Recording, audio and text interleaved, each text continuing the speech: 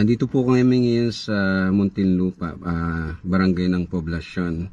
So, ang problema po nito ay yung fuel gauge niya naka-invert. So, mapapansin din yung yung indicator, yung F, saka yung E, saka yung symbol na fuel ay malabo. So, yan. Yan, pali inverted siya. So, hindi accurate yung ibibigay sa yung information. So, pwede kang dito, tawag dito, mamatayan. Dahil hindi mo alam kung ano tamang fuel na level mo. So, yan, babaklasin na namin.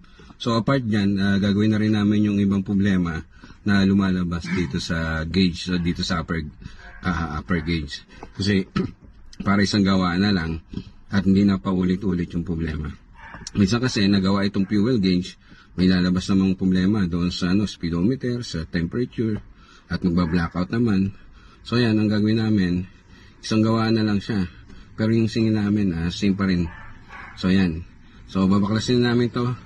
Start na namin yung repair process. So ito na po ngayon yung resulta after namin na-repair. So yan, kanina kung mapapansin, naka-inverted. So ngayon, okay na yung yung gauge. So dito na siya nag-start sa may left side yung bar. So sa ngayon nasa 5 bars siya. Then yan. Katulad ng nabanggit ko kanina, pinix na rin namin yung ibang issues na lumalabas dito sa sa gauge. So yan. Yung mga pixelated na yung sa temperature, yung nagba-blackout, yan. In-address na namin yung problema dyan. So, yan. Dapat walang makitang problema dito after few weeks or months. Yan.